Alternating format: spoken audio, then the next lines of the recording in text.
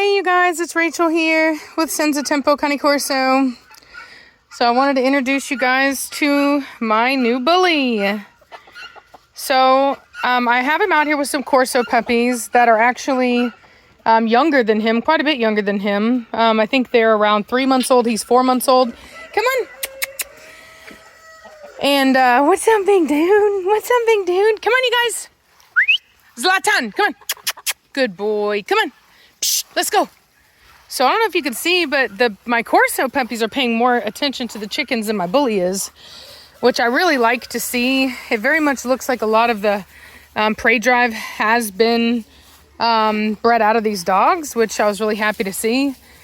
And in fact, what I can tell you is that this dog really reminds me more of a bulldog, like an actual bulldog, like English bulldog or an old English bulldog, than it does any kind of pit bull. And so what I'm going to do is this is my first, oh my God, he's so cute. Oh, so this is my first 24 hours with my bully. Look at Zlatan. He's like stealing the show over there. He's a gorgeous dog. So anyway, so this is my first 24 hours with my bully. And I want to give you guys my opinion based upon my prior experience, what I kind of thought and what I've gotten.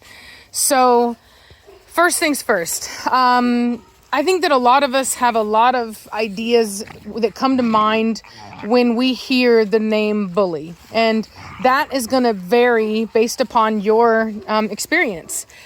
And my experience is that in the early 2000s, I was breeding pit bulls. Now, they were very big dogs, and at the time, there wasn't like the Facebook, everything to be able to figure out that those were not real pit bulls, that they were mixed breed dogs.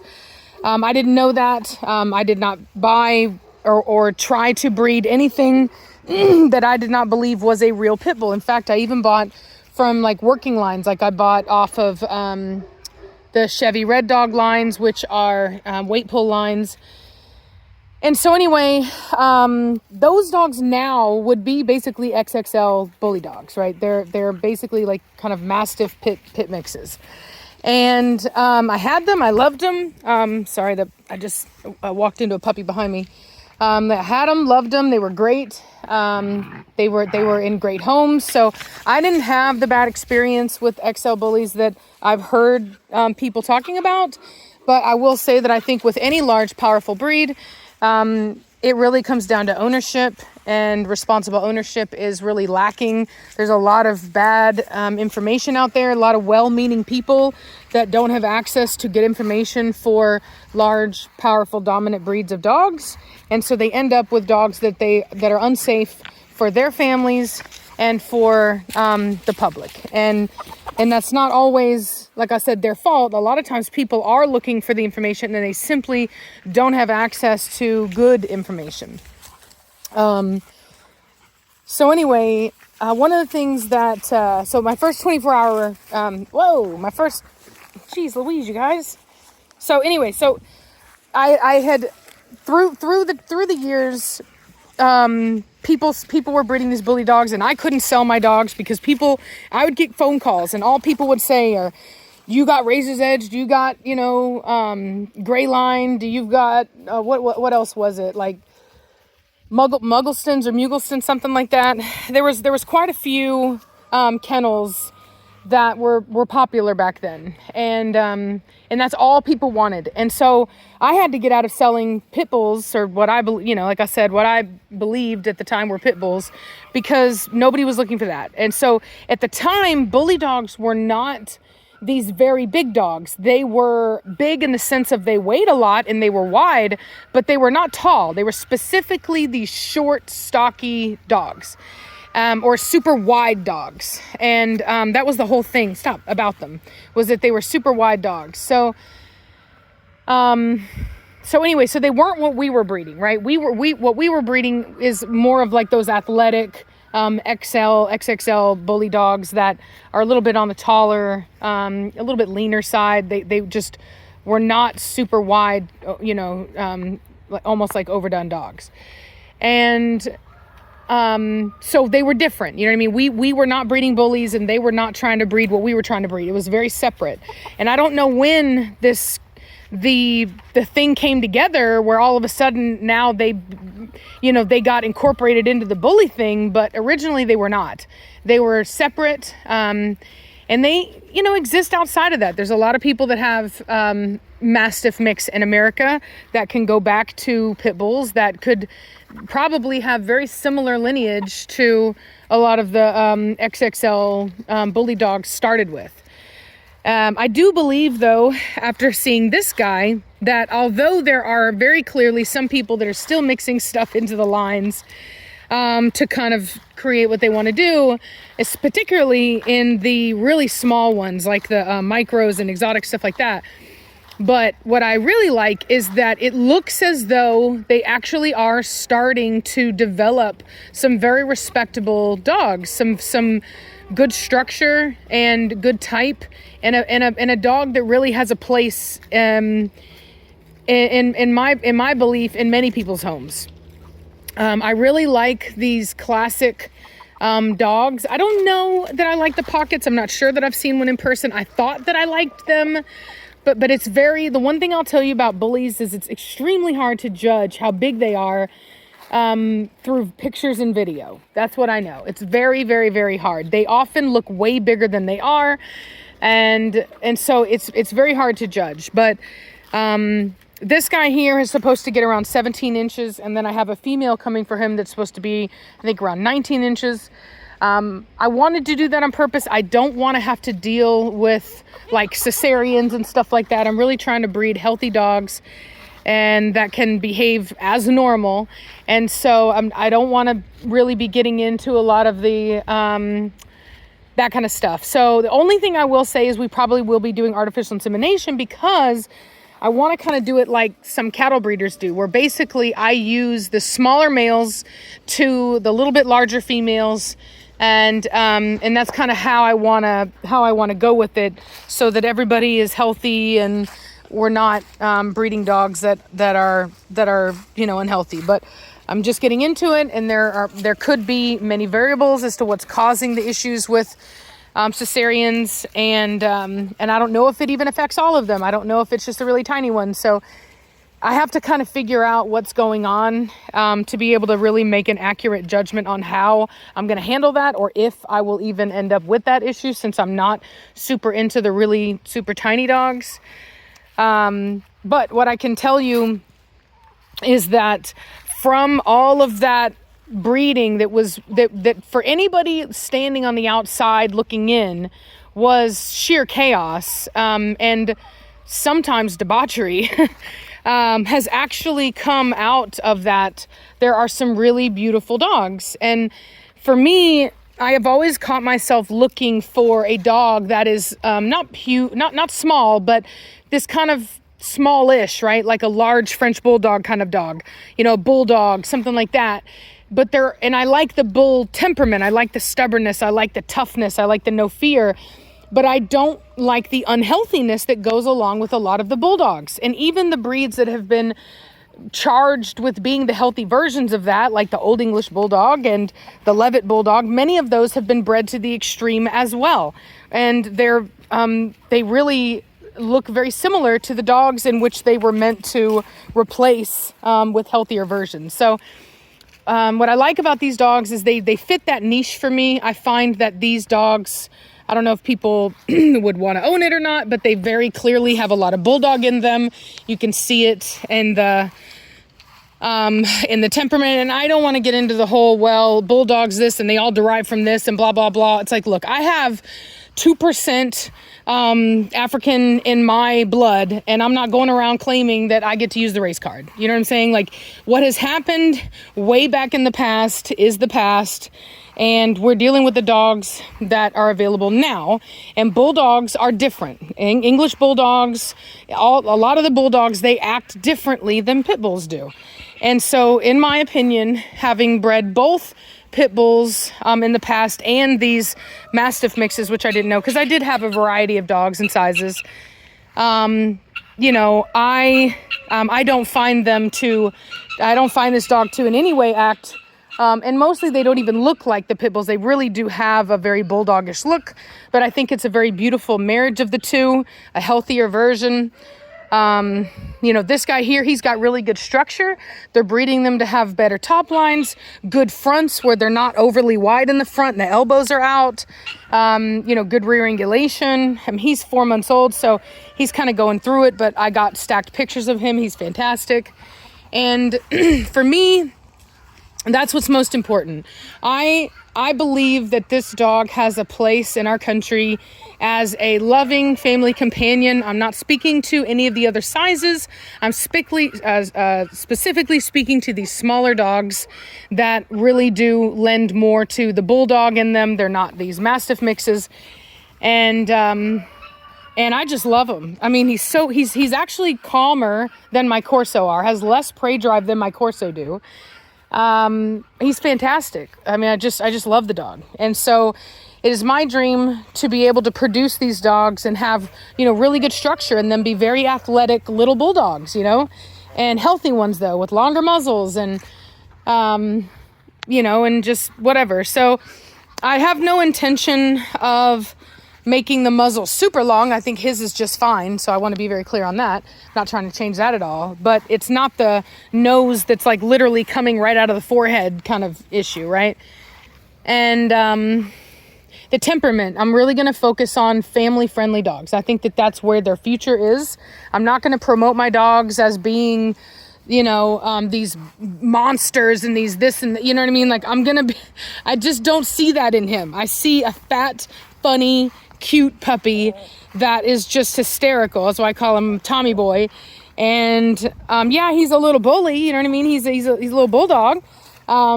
But this is not a home protector. This is not, you know what I mean? I'm not saying he wouldn't put up a good fight, but I'll let the Corso handle that. You know what I'm saying? If you want a working dog, I got those. But the bully dogs ain't going to be it. They're going to be pets. They're going to be companions.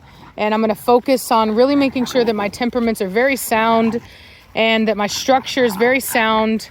So very healthy dogs. And then I'm also going to bring in color as I can. So I'm not going to stray away from good color, beautiful color, but it is not going to be the reason why I breed. And you guys know that I've done that with my Corso. I've never just filled up with a bunch of black and blue dogs. I always pick structure first. I always pick temperament first. So you can expect the same from me in regards to see, look at that chicken. He looked at it and he's like, all right, whatever. I love that, dude. He does not have super high prey. I have Corso puppies with more prey drive than that.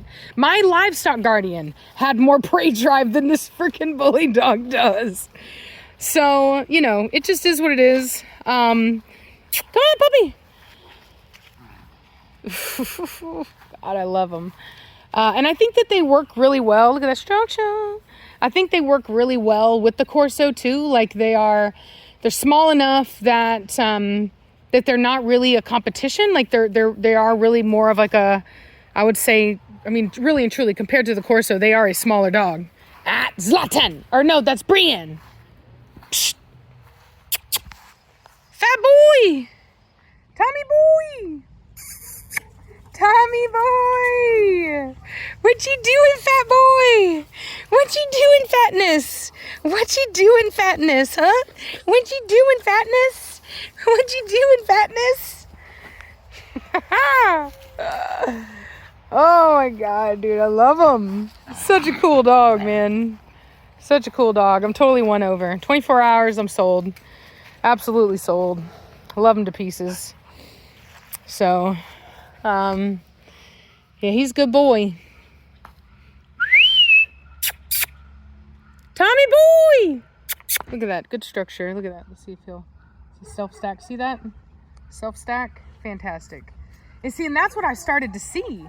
Sorry, a puppy just jumped on me. That's what I started to see was people were starting to take this breed seriously. People that really understood about structure and about how to breed, good balanced dogs. People like that are getting into the bully breed. And it's a whole thing. There's plenty of people that are getting into them. And so it's really not, and I'm not saying all of them. Like I said, there's there's different kinds of bullies, and they really are different breeds. I don't care what anybody says. They have different dogs in the mix. And so that's going to create the bully people are the only people that I know of that will take breeds mixed with different breeds and call it the same breed. Even in Corso, if you mix a Rottweiler in one time, that's no longer a Corso. It is a Rottweiler. It is a mutt. You know what I mean? We don't go around calling it a Corso. And so, anyway, so I mean, I don't know. Some people used to, but we don't do that anymore, is what I'll say. But it was not something that was. It was in secret. It wasn't publicly done, and it's really not. It's not something that people are okay with, if that makes sense. So, in this breed, dang it, sorry, I had a dang ladybug biting me. Stupid gold ladybugs will attack you here. But anyway, the thing that I've noticed is that there's a lot of confusion about really what constitutes a bully, and some of them give the rest of them a bad rap, because people don't understand that these are all different. They're really just different breeds of dogs. Like this right here is more like a bulldog than anything else. And the XXL bully dogs, you know, at least mine, all I can say about mine were very much more like just really big pit bulls, like really giant pit bulls. And the only difference is that whereas original pit bulls were bred not to have any human aggression, mastiffs naturally see human as a threat. So now you have these bully dogs, these XXL bully dogs that look like pit bulls but can be used for bite work and protection work and stuff like that, which is not a trait that would have been historically accurate for pit bulls at that time in the late 90s, early 2000s. So they're very different dogs, and I really wish that there was separation. I think that as an outsider looking in, right, as somebody who is just, you know, getting into this breed specifically as so far as caring about that kind of stuff, because originally I wasn't breeding them and I didn't care, but these dogs don't deserve any of the reputation that some of the other mixes have attached to them. And these dogs are fantastic. They're just bulldogs, man. They're just bulldogs, and I love it. There's little bulldogs. I mean, he's gonna be big, don't get me wrong. He's not gonna be like big, like, you know, I mean, come on. To me, nothing's really big anymore other than Great Danes and Irish Wolfhounds and stuff. But, so he ain't gonna be big like them, but you know, he's not gonna be, he's not a pug. He's not a Boston Terrier. You know what I'm saying? But I just think they're really cool. I think they're really cool. And, you know, I like them, and I'm very happy with them, and I'm very excited to start working with these guys. And like I said, we're going to be a force for change, for good. We're joining the movement of people that are really trying to breed this dog into a very respectable conformation companion. And like I said, we don't have any interest in breeding working dogs. As far as these are concerned, I don't even believe they are. People can have their own opinions on that, but, you know, we can all agree to disagree. But for me, you know, if I wanted a working dog, I'd buy Malinois. You know what I'm saying? So, anyway, love them to pieces. Welcome to Senza Tempo. Tommy Boy. And by the way, I've already created my new kennel name for my bullies. It's Farrugia. My grandfather's last name is Farrugia. It's Farrugia. It's Maltese, because my grandfather immigrated here from Malta, and so I have quite a bit of Maltese blood. And hey, come here, Brienne, Zlatan, good boy, Zlatan. Good boy, Zlatan. Brienne. Aye. Good girl. Good girl. Good boy, Tommy boy. Good boy, Tommy. Good boy, yeah. He's a sweetness. Yeah. one thing I'll say is Corso are actually a little bit more independent than these bully dogs are. I really like having this, like, this dude's like a pal. He's like my buddy, you know. It's just pretty awesome. What are you two doing? Psst, oi! But they're beautiful dogs, gorgeous dogs. Zlatan. Psst. Like, see how he moves, Zlatan? He's the one in the back. He's already gating. These are two just stunning Corso, absolutely stunning dogs. Anyway, I'm gonna get in. Like I said, I had some people asking if I'm still gonna breed Corso. Of course I am. And Corso will always be my main squeeze, my main passion. But I will have bullies. And look at that structure. Fine. You so fine, Zlatan. You so fine. Why you so fine? Sweetie. Anyway, well, I'm gonna let y'all go. I hope you enjoyed meeting my sweet little sugar thing. So, oh my God. It scared him. Oh my God. He had that delayed reaction. Poor baby. Poor sweet baby. He's just a little bulldog. Just a fat little happy bulldog. He's a fat happy bulldog. All right, well, I'm gonna let y'all go. Dang, chickens are bigger than my dog. So, hope you guys are having a good day. And I'll talk to you later. Bye.